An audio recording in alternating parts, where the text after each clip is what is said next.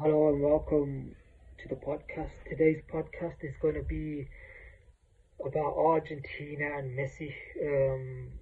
Didn't get a chance to do the individual matches against Egypt and Switzerland, so we'll just cover both of them at once, kill two birds with one stone, so to speak. Um, Obviously, Argentina flew to the semi-finals against England, but it hasn't been smooth sailing at all for Argentina. Messi, the last 15 minutes against Egypt, when he moved towards the right-hand side, people were saying how good he was. But for somebody like myself who's been watching Messi for 15, 20 years and watching 90 minutes, he's been doing stuff like that for the 90 minutes of the match, not just 15 minutes. That's why I consider him to be probably the greatest player of all time. So it was fantastic to see the ending of that match, 2-0 down. Argentina were, and some of the decisions against Egypt, the complaints from them as well. It was never a foul on Salah, that penalty appeal. That you can never give that as a foul. Um, Minimal contact at best. So for me, never a penalty. So I don't think that's contentious decision at all. The goal that they scored that got cancelled from VAR, which was a foul and a shirt pull.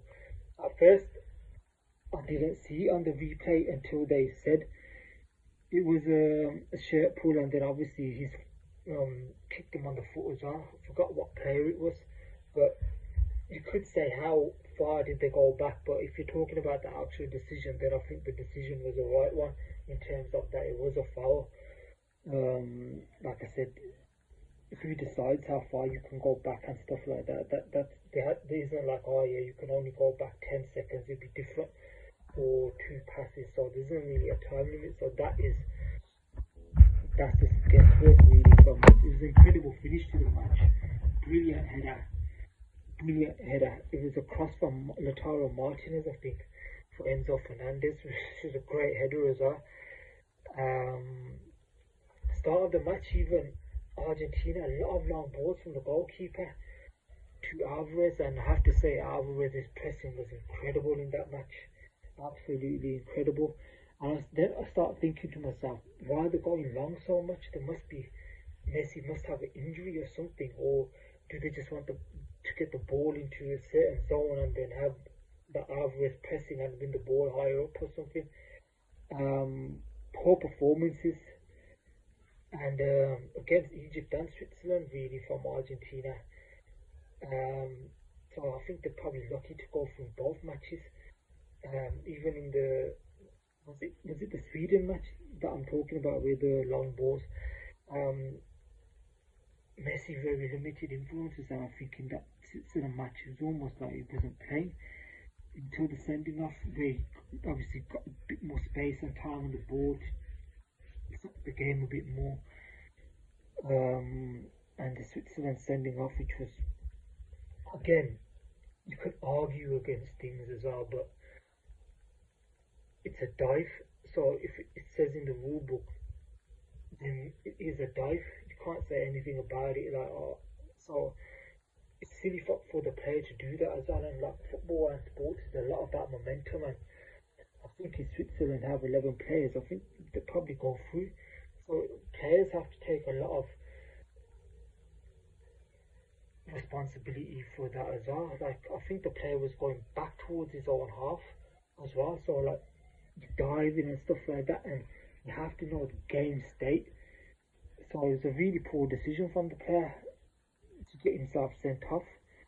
And again, it was an incredible finish. What a goal from Alvarez. He's very capable of that. He's got a great strike. Ball just bounced before he hit it. Not sure if that helped in any way, but it was a great hit. It reminded me of the goal from Cabo Verde. Goalkeeper can't do nothing about that. The way Argentina playing, very narrow. I think that all throughout the midfield keep looking like they need an extra touch, or they want to keep possession of the ball rather than progress it quickly. They'd rather be safe, and then that gets you to thinking whether that's what they want to do. They want to keep possession of the ball and they want to get the opposition defending, so that Argentina have like got possession of the ball and the teams in front of them almost. I don't know if that makes things harder.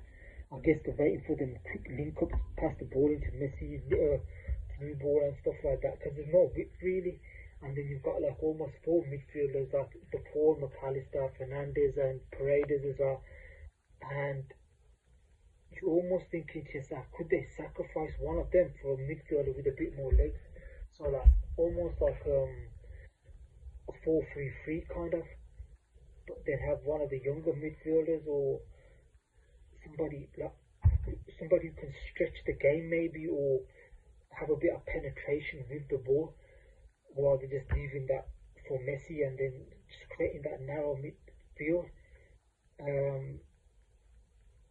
So they just don't look physical enough.